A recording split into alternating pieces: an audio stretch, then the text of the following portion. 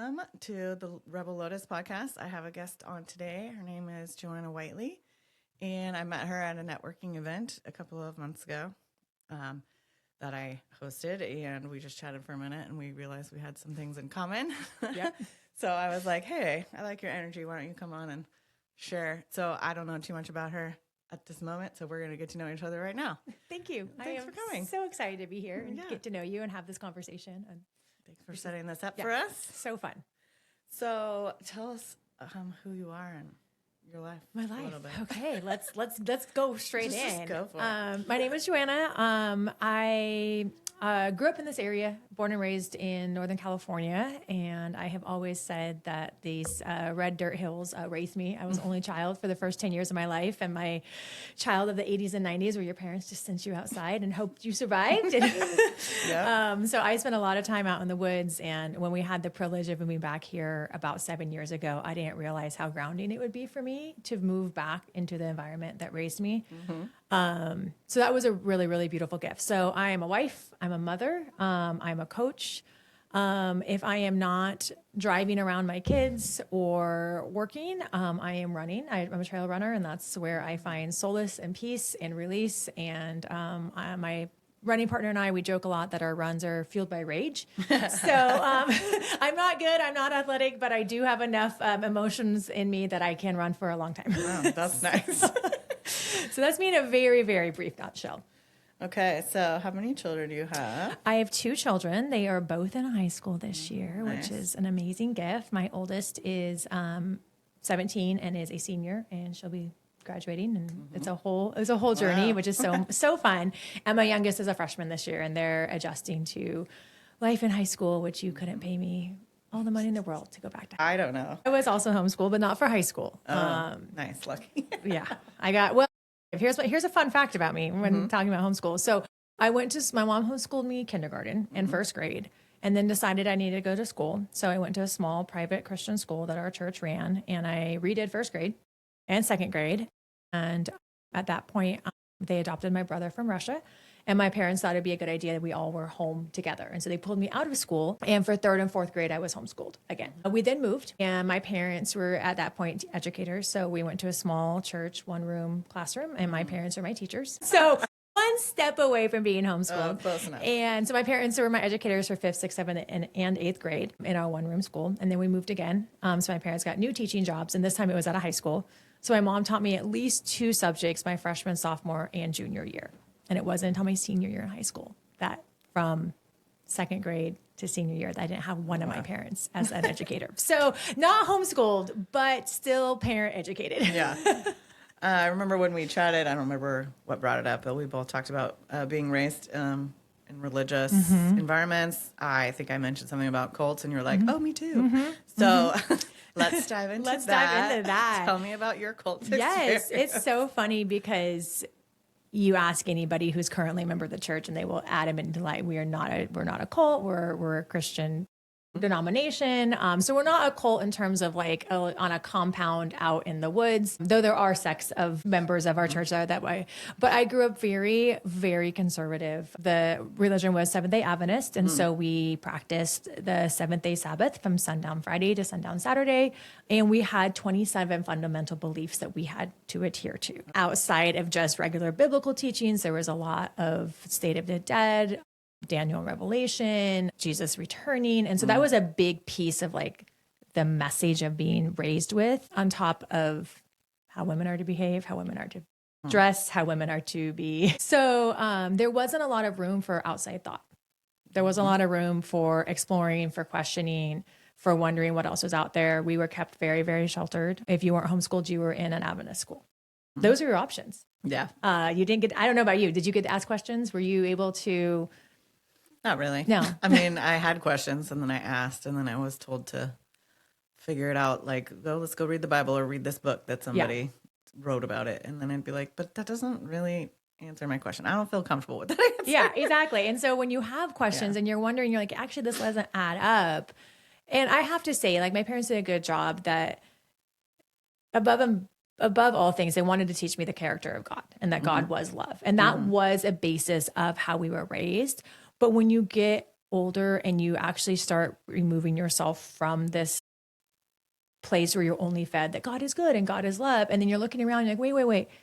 You're saying all these things about God and religion and Jesus. And then I'm having this lived experience that doesn't line up with it. And that's where things start going sideways. You're like, okay, wait. Would a good, loving God allow X, Y, and Z to happen? And those are hard questions to ask when the only answer is, well, God is good and you can't question his goodness and his authority.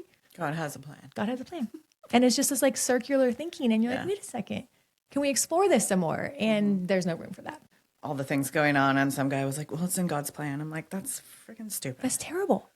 I don't think it's God's plan that we shoot each other and like commit horrible crimes. No. And I mean, God, if you believe in God, I do still believe in God. I don't know about you, but doesn't look the same as it did before. I believe in the spiritual realm. So I think that there is no time as a construct, basically. So God works outside of all of that. So it's just, I don't know. The world is so weird. The world is so weird. And I have gotten this like bigger picture of in my journey of walking away and putting down what I was given as a child and figuring out, I've been on this like roller coaster. If there is no God, or if there is a God, I don't want anything to do with it. And I'm settling more into there is something, I don't know what it is. And I don't want to know. I don't need to know. It doesn't change how I treat my actual neighbor.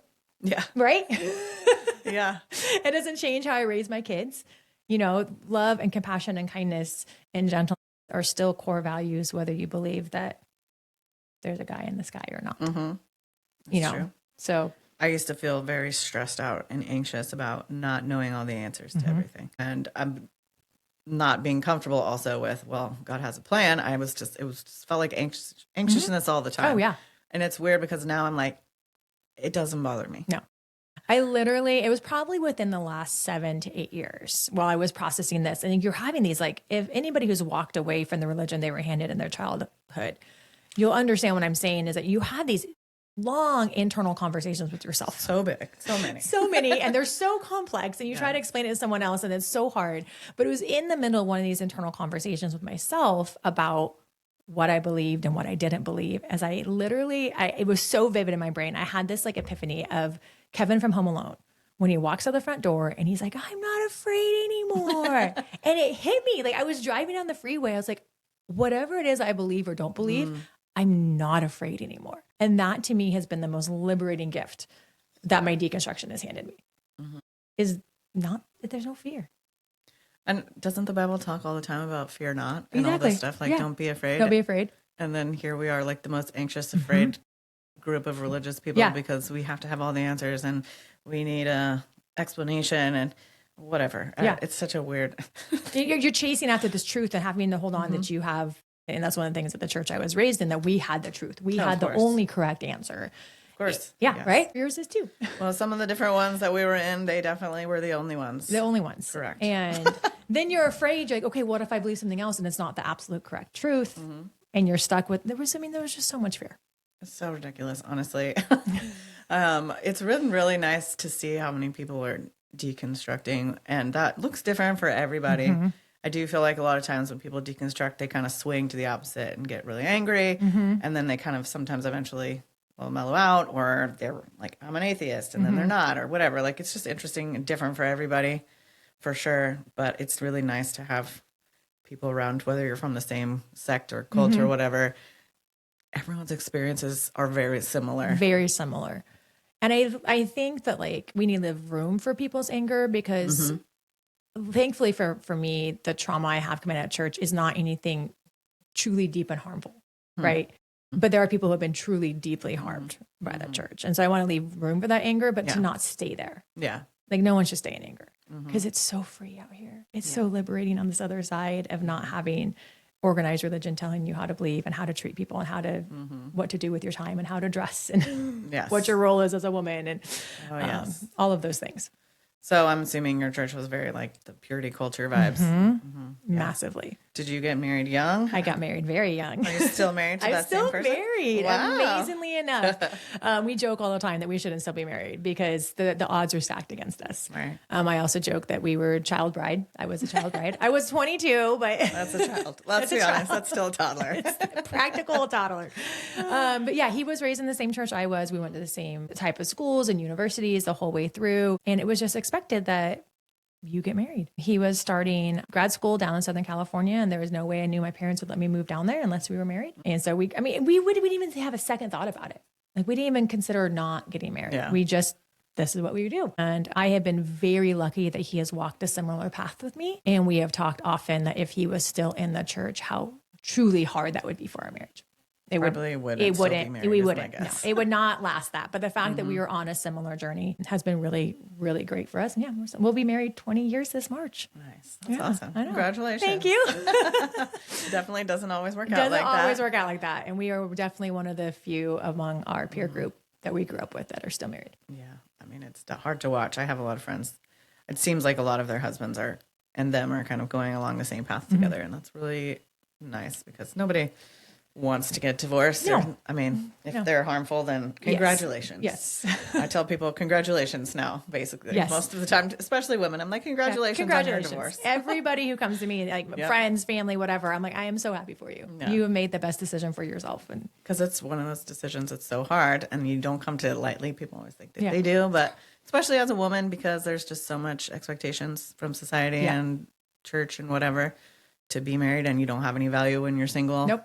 So, now you're just screwed. Yeah, exactly. So I don't know, but I'm grateful to see that there are a lot of men deconstructing as well. I think, and we have good friends who have also deconstructed about the same time as us as well. So we've had that like joint deconstruction with them, and watching their marriage also become stronger because of it. Because I think it's the patriarchy and conservative religion doesn't do men any favors either. It's just as challenging and just as hard on them. So watching the men become liberated through this process as well and freeing themselves from some of the roles society has put on them and culture has put on them. If we were in an environment that elevated us and like everything we did was like the best thing ever, and we had every privilege in the world, it would be really hard to get out of it. It'd be really hard. When men come out of it more, I'm not like more happy, but I'm just like, it shows your character. Yes. So that's always nice. Yeah. I think a piece of it, and I can't speak for my husband, I can't put words in his mouth, but our youngest came out as non-binary in 3rd grade. I knew when both of my babies were born that I had to get out of the church. My children are a big reason why I left. I held my perfect children, and I looked at both of them, born female, and I said, one card already stacked against you. Being born a female into this church. I was like, I don't want to raise you in a culture that someday will tell you can't be everything you want to be. Yeah. Because I knew, I loved it. And 2, I don't know who they're going to love. And I, again, couldn't raise them in a culture that would someday potentially reject them. Yeah. And I don't know what sort of intuition that was as a mother, as a woman, to hold my infant and say, I got to get out to save this kid's life. And when my kiddo came out to me in 3rd grade, we were already on the verge, and I knew I could not keep them in a church that would not support them becoming their whole selves. Yeah.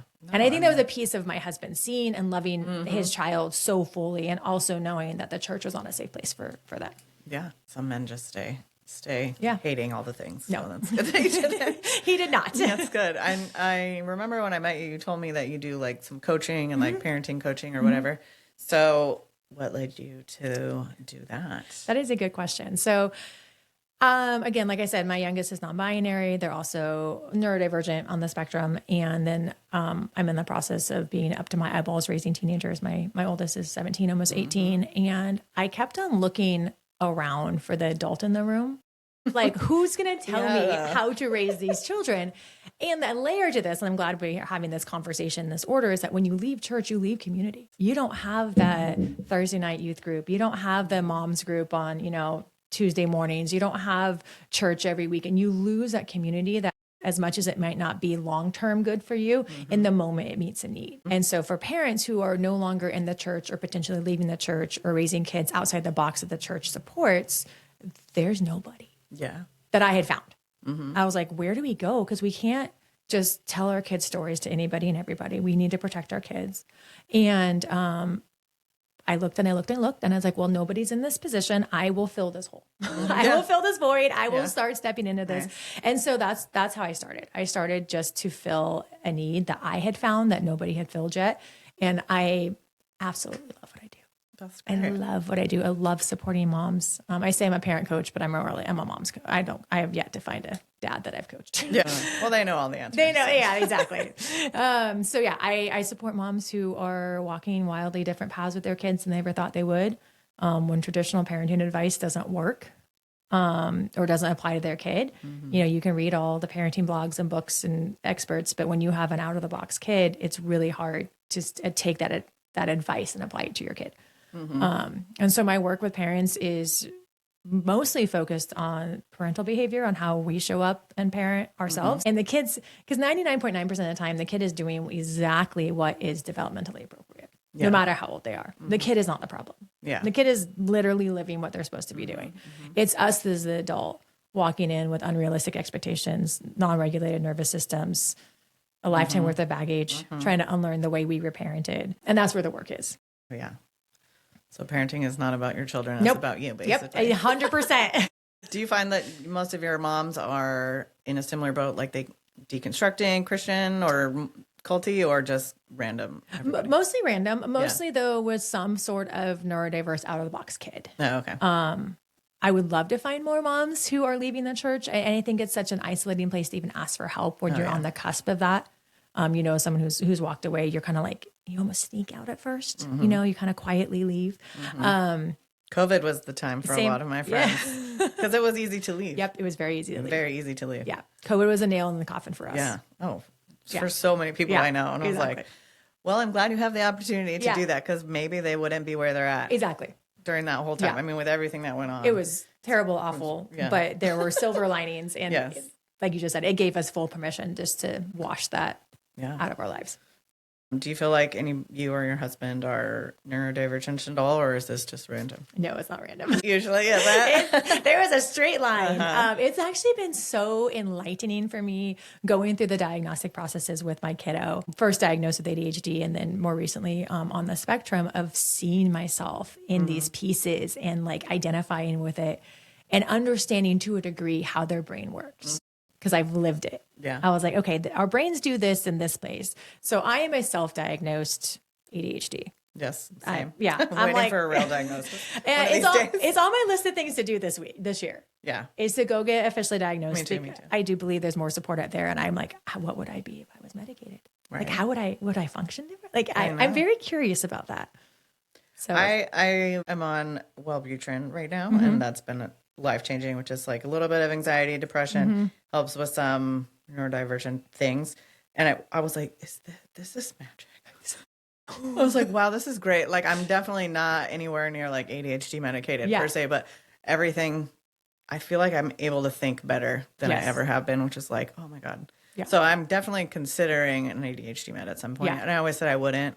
Yeah. No, I'll be fine. And now I'm like, maybe I will. So I'm just waiting to see if I can get an actual diagnosis. Right. That's what I'm trying to figure out too. So that's my goal for this year, is like, that piece of self-care that actually takes a lot of work. And when you are ADHD, those little steps that takes to get there are kind of challenging. Yeah. Like making a phone call. ADHD. Exactly. Yeah. Just the fact that this took me 18 years to do should show you without even There should be no assessment. Just the fact it's 18 years too late. Yeah. Yeah. So what have you learned about yourself with your child that has that? I have learned so many good things that like we seek that dopamine hit. Like our bodies don't create it in the same consistent way that a neurotypical does. And so we're seeking those dopamine hits, which can be really dangerous.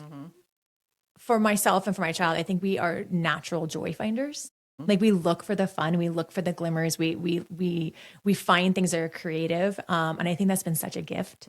And I've loved seeing that. I love that we are out of the box problem solvers. Like, give me a problem and I'll figure out a really weird way to fix it. Yeah. Like, I'm sure you totally understand this. Somewhat, yes. Like, give me some weird, I will think of, so that's been super fun to share with them. Some of the more challenging things of non-preferred tasks, such as, putting away your laundry. I hate that shit. I hate it. Cooking makes me want to kill myself. Yeah. I hate it. I hate it. I hate it. I will vacuum all day long. I don't mind vacuuming. But like the repetitive, like the loading the dishwasher or the laundry or like these sort of things are just, This Nope. seems impossible. it seems impossible. And then it's depressing because you're like, I really need to do this and I can't do it. And then I hate it while I'm doing it. Yep. And it's just a freaking And then you struggle. look at like the mess that's sitting there and you like have this shame that starts to sit on you. And yeah. Well, I am currently living with my brother and my niece who both have, well, my niece has yet to be diagnosed, but I guarantee she has it. My brother has it. Actually, my boyfriend has ADHD as well. And it's interesting because I can understand and like have compassion for what he's going through and my brother and all these things because I feel the same way. I think I'm in some ways higher functioning in some things, specifically because I'm a woman and we were taught to be. We masked everything. We're supposed to be a certain way. And so we learn from a young age versus boys don't usually. Well, and boys were always allowed to be wild. They were allowed to be loud. They were allowed to be expressive. And we weren't. We had to be good. We had to be quiet. We had to not be seen or heard. Yeah. We had to fill our role, you know, and I think there is this something liberating. I'm not going to assume how old you are, but into my 40s. I'm in my 40s now. That has been like, you stop giving fucks. Yeah. You really do. And you're like, I have nothing left. Mm-hmm. And here it is. Here's my realness. And I think that's why women are getting those later in life ADHD. They're just dropping those masks. Yeah. And they're like, oh, this is who I really am underneath all of this performance I've been doing. The performing is rough. It's rough. I also think that sometimes men, you know, raised in church and whatever, probably having ADHD, they're not really taught some of the same skills that women are, which is like laundry and chores and cleaning and dishes and such. Yeah. And so I do feel like, especially for all of my brothers, which I do think maybe all of them are on the spectrum of some kind, that they all struggle with that a lot. All of those specific things. I will say, going back to my almost 20 years of marriage, my husband does more dishes and laundry than I do. Nice. And it is probably one of the things Probably what saved your marriage. Saved our marriage. He's just better at it. He can like see it. He's very task oriented. Yeah. Like this is something and I will complete these 5 steps to get it done. And I'm like, oh, that's too many steps. Yeah. I don't want to do that. No. Yeah. Don't give me a list. Don't give me a list. Don't give me too many things. Can I just go create something somewhere or go have fun somewhere? Yes. It's so nice to find women like that because some people just don't get it. I think most of my friends are probably neurodivergent. Oh, I guarantee. Some of them are not, but well, we need them too. They keep us from going just like completely out of control. Yeah. Yes. I have one of my bestest friends. I tell her she's the other half of my brain because she is everything I am not. But she can keep things organized and concise. Yeah. She can reel me back in when I'm like way out here. So we do need Yes, we do. Grateful for all of them. Grateful for all of them. Otherwise, we'd be a hot mess all the time. All the time. Yes. But it's nice to have the support because we all understand what we're going through. So, especially like later diagnosed ADHDers, like we're just kind of like, oh, now I get it. Now we get it. So that's really cool to see in your parenting, like how it's affected you and like what you've learned about yourself. Yeah. But I forgot what I was going to ask. I don't know. I will say one thing about this neurodivergence, though. I am personally a huge advocate for medication, especially for children. Yeah. In the research that I've done and then lived experiences, it's so often you find parents who don't believe in the validity of a neurodiverse diagnosis. I'm like, well, if your doctor said your kid had diabetes, right, would you deny them insulin? Yeah. And try to just manage it on your own? No. Or if your doctor said, hey, they need glasses, you know, there is an actual brain chemistry imbalance. And you can have conversations all day long, and we could have a whole other podcast about why ADHD rates are rising. But at the end of the day, your child still deserves the support of their medical diagnosis. And yes, it's scary. Medication is so scary to figure out the right dosage. And it is your small baby but the rewards are so worth it. You just see their stress levels decrease. You see their focus increase. Kids who are not medicated have a higher tendency for substance abuse and self-medication at an older age.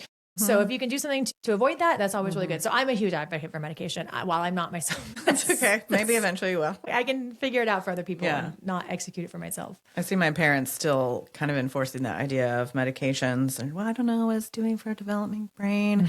And I'm thinking to myself, like, my niece probably needs some sort of medication for various reasons. And I'm like, what is the situation she's going through right now going to do to her? Because it's not healthy either. And she is not functioning well.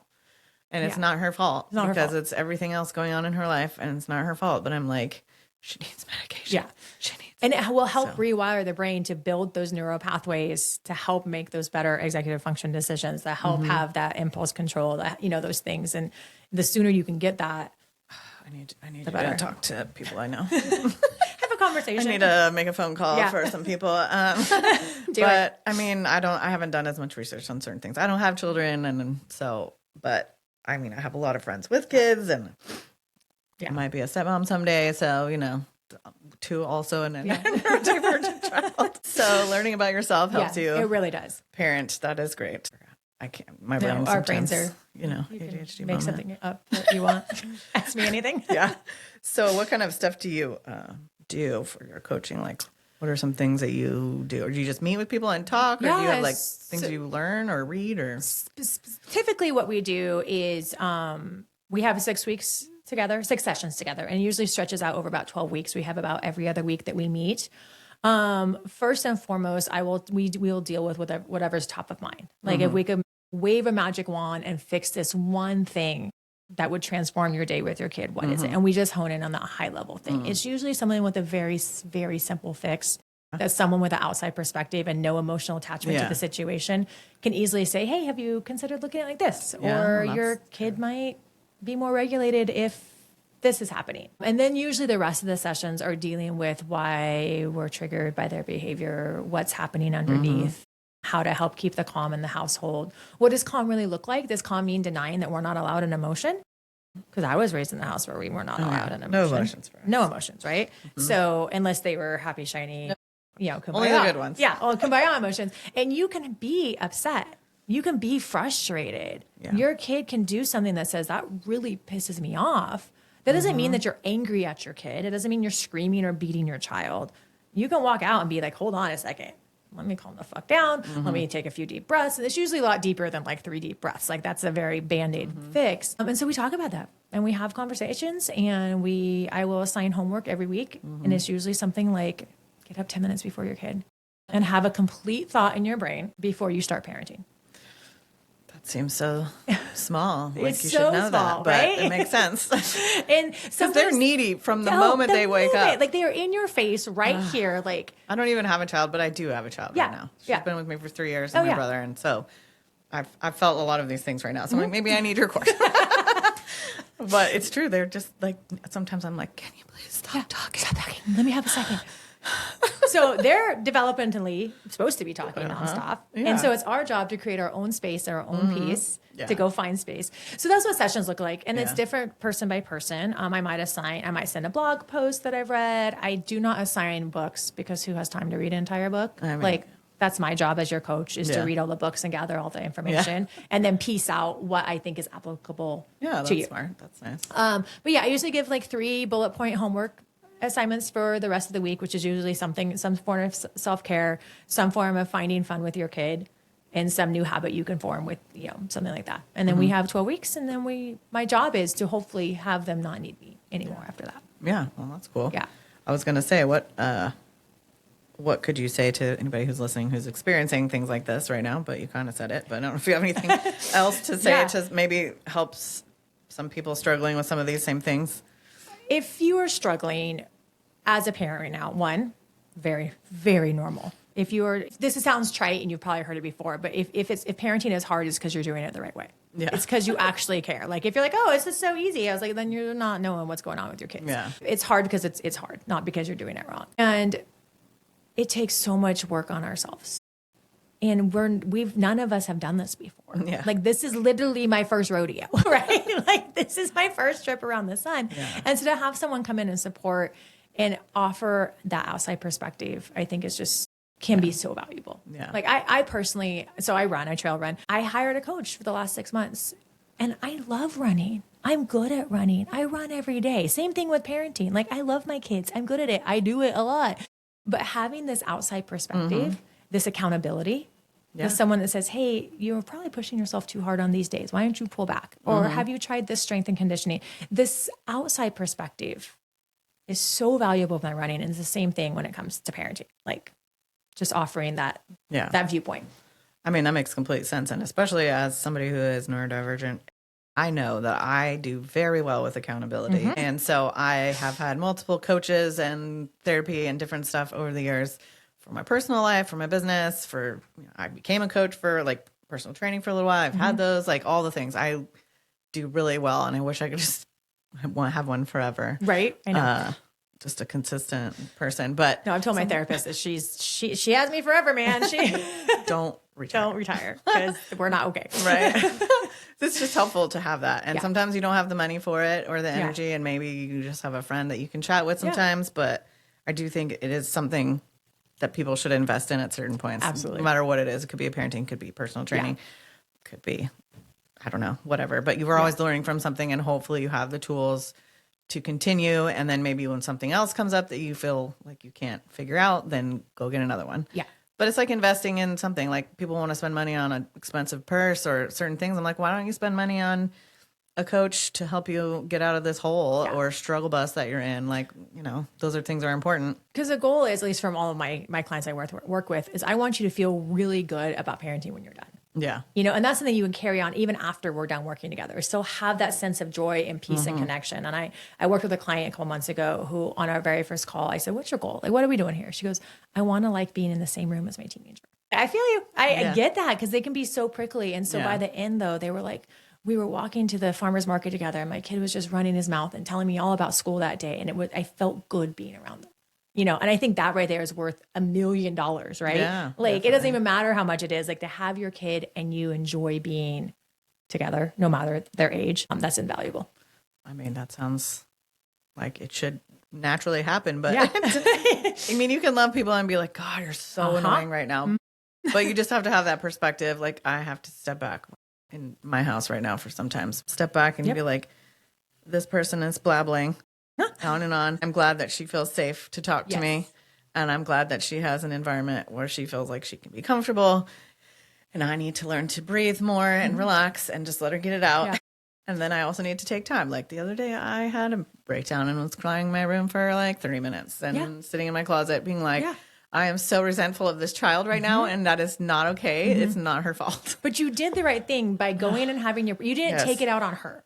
I tried really hard not to. You were like, these are my feelings about this. These are adult feelings about an adult situation. Yeah. Like she didn't move in by herself. I have feelings about other things too. Yeah, exactly. We all, lots of feelings. It was the one thing in my face right now that I could be angry at. Right. So. And that's the other thing is the kids, I swear they can sense our weakness. Like we're already like on the verge and like, oh, let me just and then we're over the edge. Right. She's so good at that. They really are. They really are. So, but yeah, going in your closet and crying for 30 minutes and coming out and be like, hey, I love you. I just need some space. Teaches them that those feelings are good. They're valid.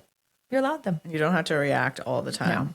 No. Something I learned in a coaching thing about business stuff was, what state are you in? Are you in a proactive state or in a reactive state? And that's really like stuck with me in a lot of ways. I'm like, am I just reacting to everything happening to me, or am I being proactive and making things happen or changing things or whatever? And I was like, I mean, this was a coach for a hairstylist, and I was like, wow, that's like life advice. It's like emotional intelligence that it's not like I didn't know, but for some reason that made a lot of sense. And well, it's so funny when you hear those things that you heard over and over and over again, and you finally hear it for that right. Oh, now it's changing my life.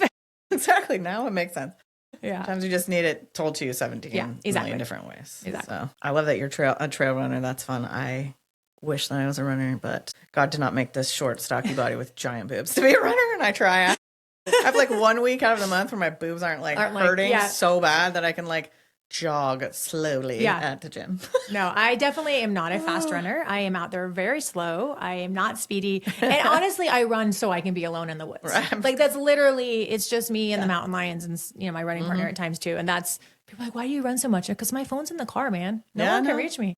You gotta have something for yourself. Everybody should have something for themselves, whether you're a parent, whether you're single, whatever it is. We get so bogged down in our daily life stuff that I think people forget. And it shouldn't just be like video games or like eating or drinking. Like, you want to find something that is a healthy outlet or something. And I'm trying to find some new creative ones. Like mine are like going to the gym, and then I salsa dance, which is fun. But I don't do that all the time. This body is not coordinated to move into any rhythm. Neither was I. I always tell people, if I could be a homeschool weirdo who's never touched a boy in her life and be a pretty good salsa dancer, then anybody can learn.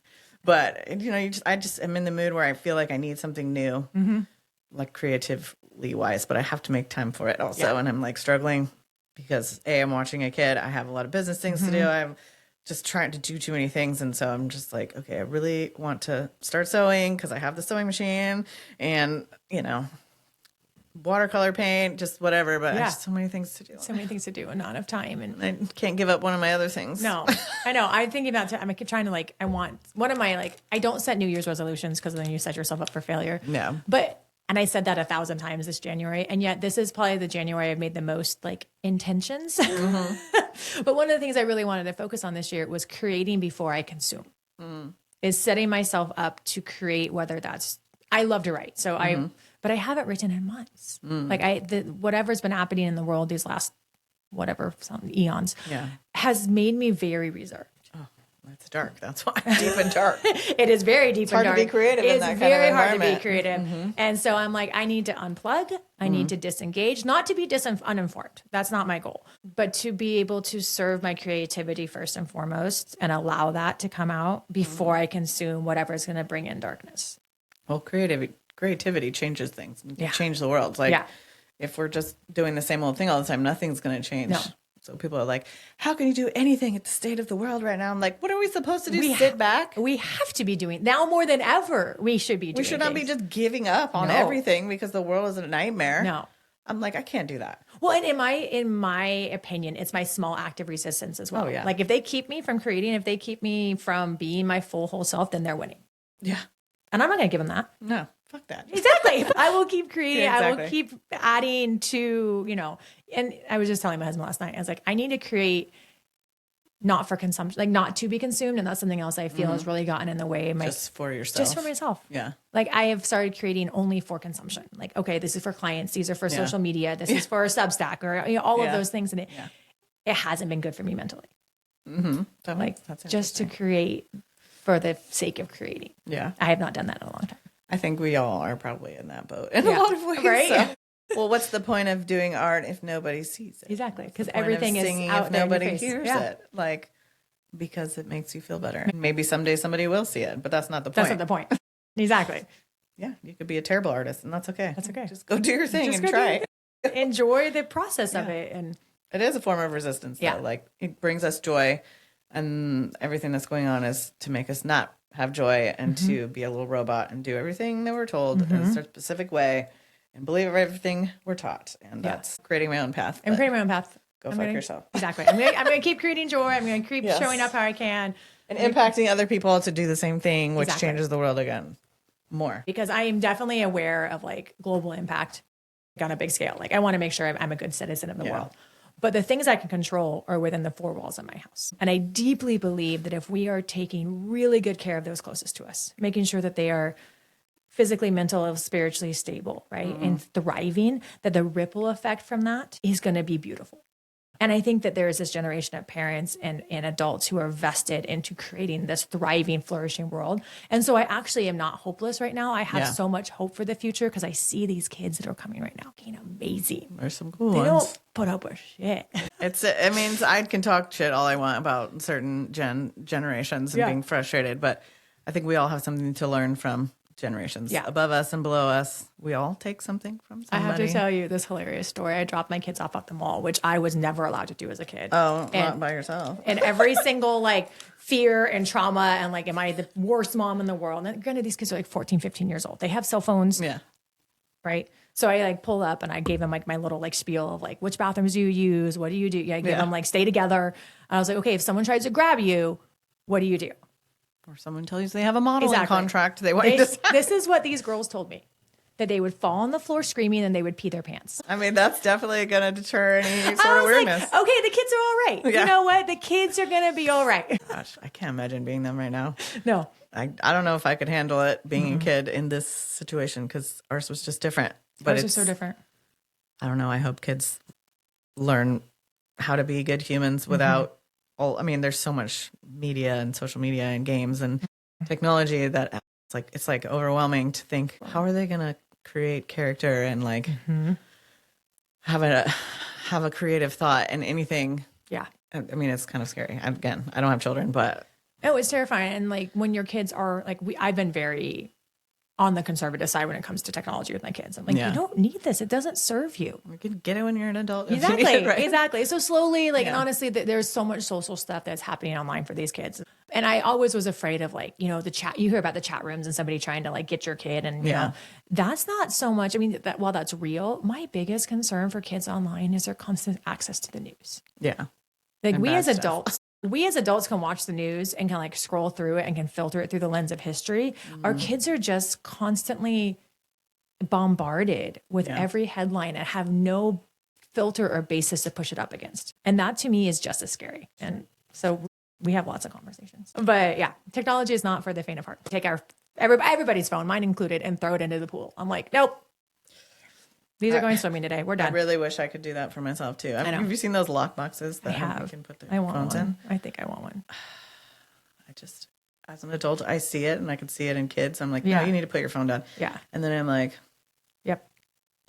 Same. I was like, no, everybody off your phones. So I'm here just like. I'm reading something to help you. Something that I have tried to institute in our home. And it's the hard part about these sorts of things is that you have to, you have to implement them. You have to follow up with them. But we have a basket on our counter that phones are supposed to go in. All four of ours. Kids, parents, phones go in there. You still have access to them. You can still walk by and swipe and check and see if you got a text or alert, but it stays in that basket while we're home. Oh, that's nice. Now, enforcing that is a full-time job. So you have to decide whether it's a battle you want to pick or not. And some days I pick it and some days I don't. It still seems pretty healthy. So they know when I say like in the basket, they'll put it in there. And then like an hour later, they're like in their rooms with it, you know? So. Well, anything else you would like to impart in our audience today? And they can tell us where they can find you. And yeah, you can find me online. I'm on Instagram and on Threads, not consistently. I show up when I have capacity to show up. And that's all good. Something I'm trying to do. So if you want like somebody who's going to like give you parenting advice every day, I'm not your girl. But I do show up in those two places. And I have free resources on my website as well, which is soundslikesunshine.com. And I do have free parenting resources there. And I offer a free like connection call with no obligation to book with me. But if you're like, hey, I need help high level for this one thing right now, I do offer a free call. And I've worked in sales for years. This is not a sales call. Like I might send you a follow-up email and be like, hey, you're interested in working together. Yeah. Great. If not, well, that's cool. Yeah. So I don't want people to ever feel like, oh, if I'm going to book a free call, then I'm going to be like hooked in. Coaching sessions coaches are so predatory in a lot of ways. So sometimes it's scary there's a coach for everything. Yeah. And it does feel like they're predatory and they need you forever. But I liked what you said about the goal is to get you to not need me anymore. Yeah, exactly. So hopefully after 6 sessions, you're feeling good and connected and calm. And hopefully after the first phone call, you feel comfortable enough with me to be like, you know what? Thanks so much for your help, but we're not going to move forward together. Great. Yeah. I'm glad you feel supported. I'm here if you need me. You won't get follow-up emails from me every 13 hours. Wait, book now or else you're not going to lose this special deal. No, I have no special deals. I have one price and one price only. Yeah. And there's no... So I'm very, very transparent up front about the business side of things. So, because I know how icky it feels. Yeah. I don't like that. So your website is soundslikesunshine.com and your Instagram is what? It also sounds like sunshine, I believe. It might be j.whiteley. I think. Well, that's the one I follow. That's it. That's the only one. Okay. Yeah, j.whiteley. And it's the same handle on Threads. Okay. I'm much more unhinged on Threads. I've seen a few of your comments and I'm like, I like her. I'm kind of an asshole sometimes and I don't give a shit. Yeah, I was whatever. Like, no, over there on Threads, I'm a little more... So if you want professional Joanna, stay on Instagram. I like the unhinged versions. You're unhinged, unmedicated. Those are the best ones. Yeah, it's over there on Threads. Yes. Well, thank you so much for coming today. This is so fun. Maybe we can have you on again. I don't know. Anytime. I love this. This is amazing. Yeah, this is really nice. So, thank you.